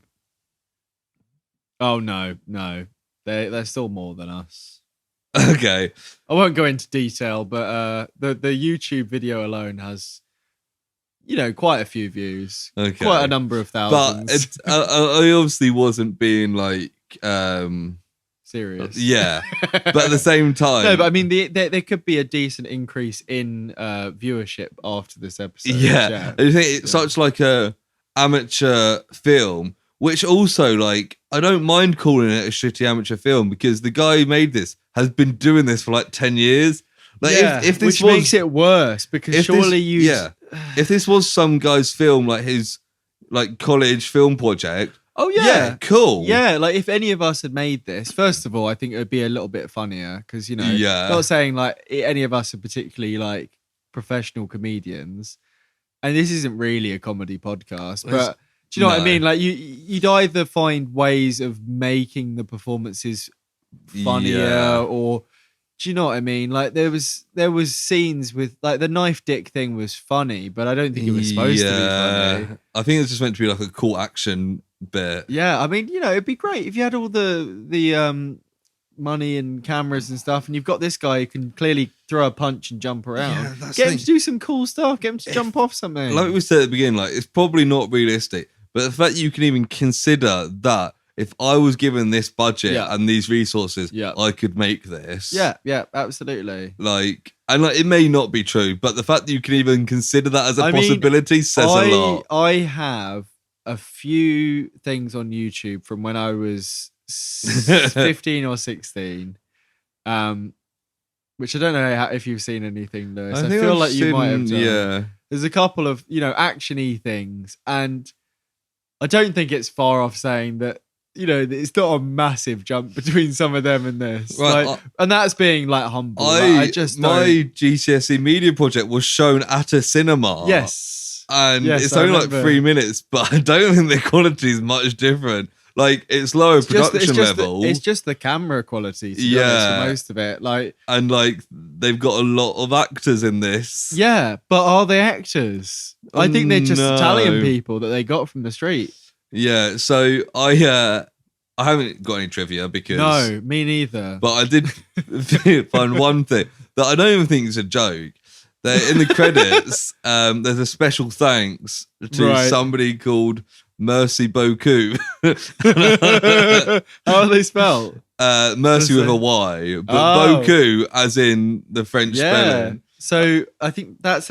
So obviously the French Mercy Boku, thank you very much. But Mercy with a Y is a woman's name. Yeah, really, so they've named somebody. So this is completely separate. I apologise if it is irrelevant to you, but completely separate to this film. Somebody with the surname Boku has named their daughter Mercy, probably intentionally because of the French. When you search it up, it comes up with Beaumont. That's why. Boku. Although American, so probably Bocoup. Because Mercy Bocoup. It's just special thanks. I don't even. There's a high-end resale boutique in Chicago. Maybe it was that. Maybe they provided all the costumes. Maybe some of the special thanks were to like companies, so it could be a company. Could well be. We were talking about. I just like the idea of someone. Fonts and stuff earlier, Lewis, weren't we? Yeah. You can see that, which is disgusting, and then that, which is even worse. Very bad. He's just Googled Mercy at this point. No, that's Mercy Boku. Yeah, both. But yeah, so this film was bad. Yeah, I wrote down for the first time my score, and I think I might even go lower. To be honest, I might. This is the first time that beside my notes, several times I've written, this is bad. Yes. This is poorly acted. Yeah, I skipped this some is of silly, these, as well as lots of here. I think I'm going lower. I've just gone down 2. Right. Do you wanna let's hear your rating and let's hear your justification for your 10 out of 10. 3 out of 10. 3 out of 10. I had 5 when I watched it. Okay. To be honest, I've actually got a number in my mind. If it had the time skip thing, it would have been a 4 or a 5. Honestly. The fact it was just a normal film and it was boring, and maybe I would have understood slightly more if I hadn't had it skipping back and forth. Maybe mine was longer than an hour and 25 minutes. I imagine it must have been. I don't know. But at the end of the day, it just wasn't really anything. Like, it was fine. It could have been much shorter for how shit it was. Yeah. There's Corridor Digital, a YouTube channel that I think I've shown you a couple of things before, Lewis. Yeah. They do CGI breakdowns and stuff. They also do good action short films that are, 3 to 5 minutes long. And they're very, very high quality. And they're just people who made stuff and learned how to do it. This guy who made this film could fucking learn a thing or two from them or from, I imagine, hundreds of other people on YouTube.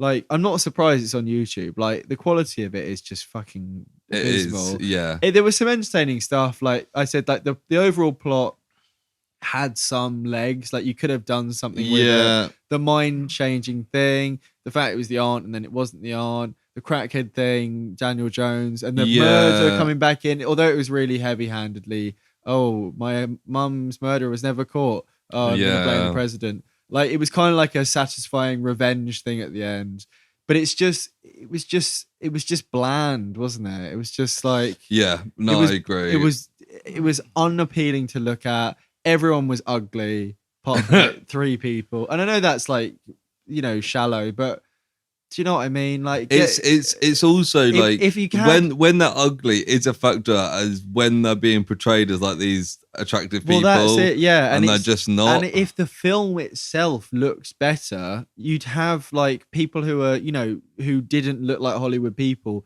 It would, it would be fine. But the fact is, almost everything in this film looked ugly. So at least have some people who are like pleasing to the eyes to look at. Do you know what I mean? It sounds really so shallow, but just like fucking hell. Like, I did somewhat enjoy this film, but I can't give it a good rating just because I don't think it was. Maybe 3 is a bit harsh. It could have gone 4, maybe 5. But I'm thinking about, I've given some stuff 6s, which were much better than this. Yes, agreed. That's enough for me.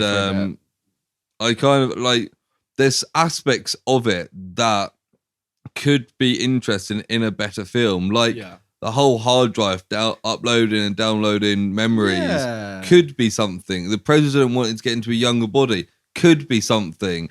The main character learning karate from a martial artist and having to deal with the martial artist personal problems. You need to just set stuff up better. It was all just came out of nowhere, and it wasn't nothing paid off. And as you said, there's like 6 out of 10 films we've rated that are much better than this. And when you said that you might give it a couple of ratings lower, you were thinking like 1, were you? Yeah, because I'm kind of split between like a 2 and a 3. Yeah. And totally, because like all the stuff that I think I liked is what I've just said.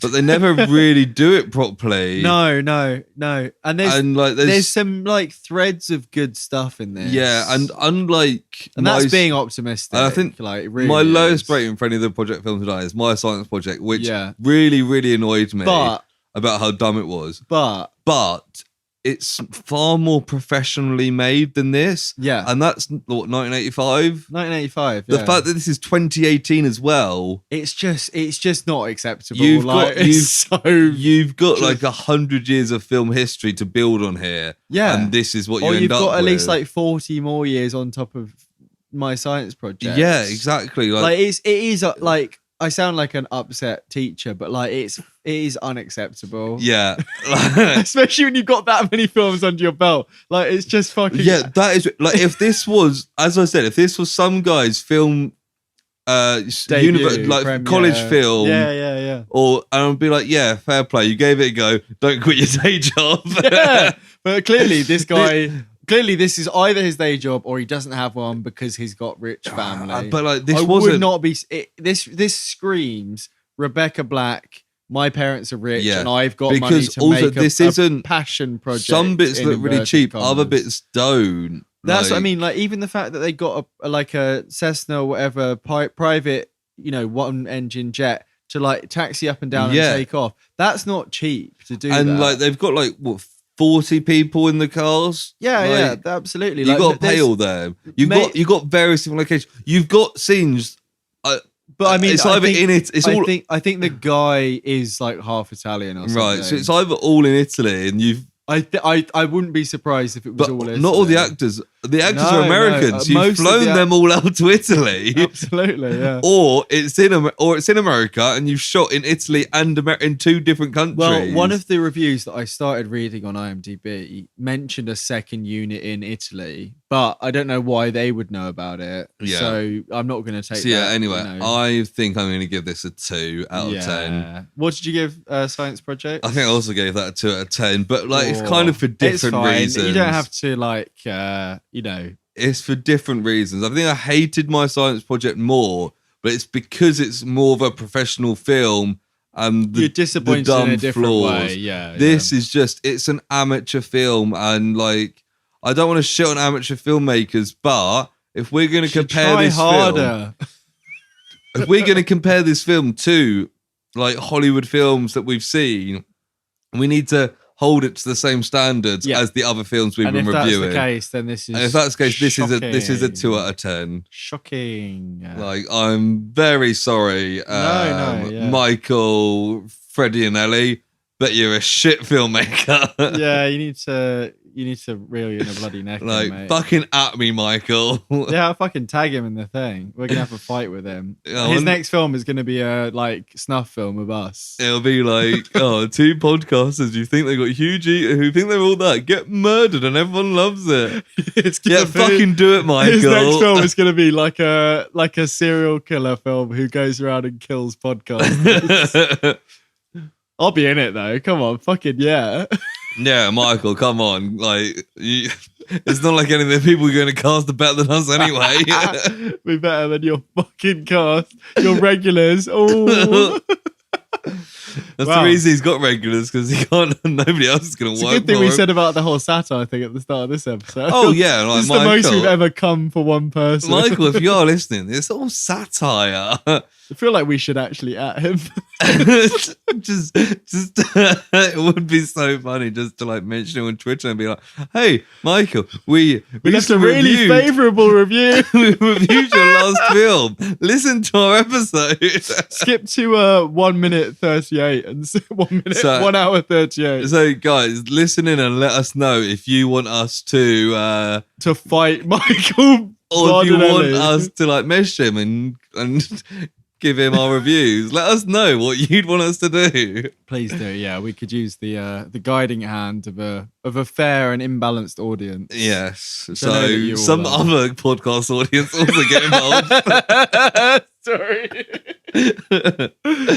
No, you guys are great. It's good to laugh, isn't it? It's good to laugh. Yeah. But anyway, should we do personal projects? I think we should. Yeah. So you didn't really have much. No, I did then think a couple of things, but I've now forgotten. I've got a couple of bits I can pop through. Yeah, you go ahead whilst I think about what I've done. I've got 2 TV ones. I'll kind of move through really quickly. One was I think the HBO maybe series, Succession, which is it's in its 3rd season, but I've only just started it. And it's got I think it's Brian Cox, the Scottish actor. Scientist? No, the Scottish actor. Yeah. He basically plays like a Rupert Murdoch type. Right. He's in his 70s or 80s, and he's like the patriarch of like this business mogul family. Yeah. And the eldest son is poised to take position at this guy's 80th birthday or whatever. And then he basically decides I'm going to stay on. And it just causes disruption in the family. And it's very it's kind of witty, but family drama, business drama. Right. And the guy who created and wrote it is one of the creators of Peep Show. Which is interesting considering it's a HBO American set thing. One of the siblings, so there's 3 or 4 kids that are Brian Cox's kids. One of them is Macaulay Culkin's brother, the one from Scott Pilgrim. Yes. It's I've only watched the first. Kieran Culkin. That's it. Only watched the first episode. I've heard really good things for a number of years. It's quite a stressful watch. Right. I felt quite anxious and stressed afterwards, but I will carry on watching it. Is it because you're worried about the succession of your empire? My bloodline, yeah. I'm very, very worried. Another thing, I watched a bit of season 3 of What We Do in the Shadows. Oh, yeah. Good stuff. Probably not quite as good as the earlier seasons, but I would highly recommend it. If anyone's I've seen a fan of it. the early, I think I've seen the first and maybe the second season. Yeah, I thought it was really decent. There's a bit it gets up to where the Vampire Council, and it has that's the new one now. Oh no, that's the end of the first season. End of the first. I think that's up to all there. The, it has vampires from Blade, history. but not Blade, Well, it's just Wesley Snipes. Wesley Snipes, but he's kind of playing Blade without saying he's Blade. That's it. They say, it's Wesley Snipes. Anyway, yeah, it's good. Season 1 and 2 especially. The first episode of season 1 is very retreading the film. But they kind of break out into their own characters, and Matt Berry's great. Matt Berry's always great. I can't remember. I think she's called something Dimitru, Natalia Dimitru. She's really good, and the guy who's phone jacker, face jacker, is the other guy. Right. And then the last thing that I've been doing is I went to the cinema on the weekend and I saw The French Dispatch, which is the Wes Anderson film. No, I will watch it soon though. But The French Dispatch, I've heard good things. Yeah, really good. It's 3 main stories. So it's a bit like with Grand Budapest, where it kind of moves between little things. I liked 2 of them more than the other one. I won't get really into it now, but there's really good kind of ensemble casts. Who's in it? I mean, Owen Wilson's in it a little bit. Bill. Oh my god, my mind has just gone blank. Bill Murray. Yeah, that's it. He's kind of the thread that goes between them because he's the editor of the magazine, The French Dispatch. Yeah. Léa Seydoux, the French girl who's a Bond girl recently. She's in the first one with dark-haired guy who is in Snatch. He's in Usual Suspects. Kevin Spacey. No. Oh my god, I remembered his name while I was watching it, but I can't remember what he's called. Anyway, he's in that one as well. He is called What is he called, Sam? Benicio del Toro. Yeah. I purposely didn't say him because I was like, you'd know who Benicio del Toro. Yeah, no, I can't remember what he's called. He's also in Star Wars. Yeah, but he's not really, is he? And then Francis McDormand, Timothy Chalamet, Adrian Brody, so quite Tilda Swinton, Jeffrey Wright is really good. Jesus, Jeffrey Wright's always good. Saoirse Ronan. They've got like so many who's who of Oscar nominees. There's a who's who of bloody Bond people, because the guy who plays the villain in Quantum of Solace, Matthew Amalric, he's in it. There's also like Jason Schwartzman, who's in all of the Wes Anderson films. Edward Norton turns up. Christoph Waltz. Willem Dafoe's in it for like 5 minutes. Like it's this quite a cast. Yeah, it's good. Like it's good. Like you don't have to see it in the cinema, but it's very Wes Anderson. But you know that's what else do you expect at this point? No. Yeah, fair. and there's some. At least one of the short films I would happily watch back again as a short film. Cool. Quite soon, kind of thing. Did you ever watch The Ballad of Buster Scruggs? No, I'd be meaning to. Because that was like 6 completely unrelated short films. I would really like to. And there's actually that new Western, unrelated, but the one with, it's based on like African American cowboys. It's got like Idris Elba and Zazie Beetz, I think. The guy who was in Loki at the end, all of them. Kang guy. Yeah, it's a who's who of like African American like current stars. It's supposed to be quite good. Nice. It's about breaking Idris Elba out of like a jail car or something like that. Cool. Anyway, so yeah, good stuff for me. Anything particular that you remembered? So like obviously we didn't record that long ago, and my weekend was kind of taken up, which is when I usually. I went to Birmingham on Saturday. It's like it's quite a decent journey, isn't it? I got the train there by myself, so it's like 4.5 hours there and then 4.5 hours back on the same day. You sit on the same train, you just went round and round. So I left at like maybe like 9, half 9 in the morning, got back at like 9, half 9 in the evening. Yeah. So it kind of takes it out the whole day.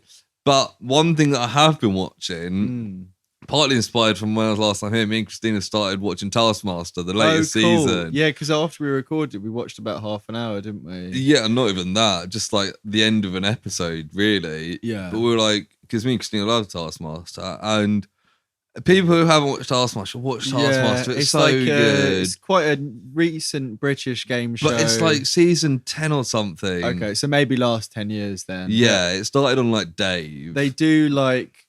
They get 5 like celebrities / comedians on, and they've pre-recorded a bunch of tasks. They've set them, and then when it gets to the studio, they compare all their tasks, and Greg Davis rates them. It's kind of a mixture of like, if you think of like a weird board game that would make you do weird stuff at a party. It's a mixture of that and just like weird stuff, like how far can you throw a potato without touching it or whatever. Yeah, the last episode we watched, one of the tasks was spread jam on this toast in the coolest way possible. Right, yeah. And he gets judged by Greg Davis, who hasn't seen them do it. He hasn't seen them until they're in the studio and watches the same clips who was there as like an adjudicator at the time. Who's like the creator of the show and sets all the tasks. Yeah, right. There was a funny one, which like Christina said is like her favourite team task ever. Right. Where it was Victoria Corr and Alan Davis on one team, where they're in a different room. They've got walkie-talkies. They basically have to solve a riddle. Right. That's like so they've got different clues. Have they? Yeah, they each have half a puzzle, and on the back is like A equals E, B equals J. Right. To decode a message, which is then a riddle, they have to solve the riddle. Right. They did it in like half an hour. Right. The other team, the other 3 people on there. So it's 2 versus 3. 2 versus 3. Right. The other 3 had half hour to be. They took 1 hour 45 minutes to. So 2 of them were in the same room. No, they had 3 different rooms for that. Right, so it was split into 3 instead. Yeah, okay. But again, 2 of them had 2 halves of a puzzle. They had it took them. There's this guy Guz on there, Guz Khan. Oh yeah. Who had the sheet of paper that you have to decode. It took him 45 minutes to find it, to turn over a piece of paper on the desk and realised there was a riddle code on the back. Took him 45 minutes. That's embarrassing. Where it's quite funny with Alan Davis and Victoria Coren Mitchell. Yeah, I mean, she's literally like, we were saying, weren't we? She's on a game show where you literally do decoding. They each had half a puzzle, and like his half said like A equals E, B equals J, and her half said like the other alphabet. Yeah. She didn't realise she had that. So she just started figuring out what the rest were. She decoded her bit and then started figuring out. And just when she did the end, Alan Davis was like, "Oh, I've got this stuff." She was like, "Oh, I've already worked out what all your stuff is," because so just like filling in the gaps. It would have been like 5 minutes if she'd known. Yeah, it was just like she just figured it all out by herself. Yeah, I mean, because she's a very smart person. It's been very enjoyable. I highly recommend Taskmaster. People in England, it's on like 4OD, all 4. I can't remember what it's called these days. I don't watch. I only really watch it when it's on because it's a bit even like. You might not like the comparison, but it's a bit like Bake Off. Like once it's started, I don't really. I know with this you can pick it up as you go. Yeah, I'm always of the mindset that I'd rather watch it all the way through, but then I just never do. I think they did do an American version of it, and it just wasn't very good. No, I mean it's very like. I think everyone was like really quite like overly competitive and aggressive. Yeah, it's very British. Or like really, really playing for laughs. Whereas in this, like there's laughs, but people are actually trying to do the challenges. It's very genuine, but no one seems to care that much. I mean, we've got there's an American comedian on this one. Yeah, Desiree. But it's almost sarcastic is the wrong word, but there's a kind of witty thing about all the tasks. It's very classic British. It's kind of humor. tongue-in-cheek tasks, like the one about the Goosebumps that we saw. Yeah, like it's almost like they said that if you'd gone to the library and got a copy of a Goosebumps book, they would have accepted that. Yeah, because the way it says is show Goosebumps kind of thing, and it's very like it's very clever and there's some depth to it. There was also a task we watched where it's like.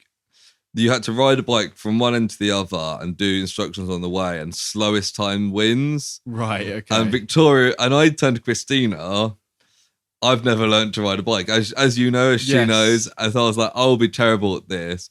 Victoria Coren Mitchell has also never learned to ride a bike. And I was like, join the bloody union of people who've never learned to ride a bike. Did she win because she was really slow? She actually did all right. Because she was quite slow. That difficult, really. Yeah, I think she's like me and she just hasn't actually just I haven't ridden a bike in about 10 years at least. How old am I? No, more. Bloody hell. I just realised how long ago 10 years was. Yeah. I could, that doesn't matter for real age, does it? I could drink alcohol 10 years ago.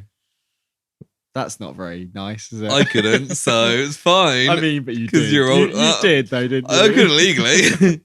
Anyway, Wait, how old were we when we met each other? I feel like this is an odd pod conversation. I would have been 18 and you were 19. It was during first year uni. We know each other for that long.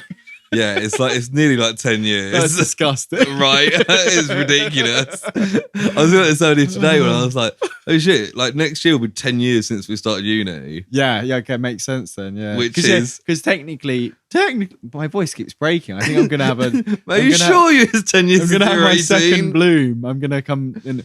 Hey, everybody. Yeah, if you say so. I'm also American, apparently, but we should probably wrap things up, shouldn't we? Yeah, yeah. But yeah, I've been watching Taskmaster. It's stuff, great. Highly recommend. But yeah, Sam, let's go towards the end of the show. Let's shoot towards the stars, and we'll do that by thanking everybody very much for listening to this episode. So thank you for listening. You're the reason we do this. You are indeed. That and the fact that we like doing it. Yeah, of course we do. So if you enjoyed this episode, which of course you did, it was the best episode yet. Please tell your family and your friends and people that you know at work about us. Sharing is caring. If you're listening to it at work and someone says, hey, what are you listening to? Don't lie and say you're listening to the new Adele album. No. Instead say, oh, I'm listening to two guys from Brighton who and then who be like, driveling about a terrible I will put film. the latest pod on the speaker in the office and we can all listen to it. Absolutely. And then this is where we shout out, everyone sucks. I could have done something better then. Yeah. The person who put this on is using this as a way of telling you that they want to be fired from their job. No. Got them. They desperately want to be friends with you, and this is their way of showing. That's the real way. So, like, whoever put this on, just show them your love. That's true. That's the real message. And also, more importantly, listen to more episodes of the Project. More. We haven't got that many episodes. We've only got 21, including this episode. But yeah, reviews. Yeah, that's like the best way of promotion, as well as like sharing it on, like putting the reviews in, gets us stuck on lists and stuck on some lists, the good kind of list. The good kind of list, not the list that Sam's already on. And 10 coolest guys in the local area. Yeah, those ones.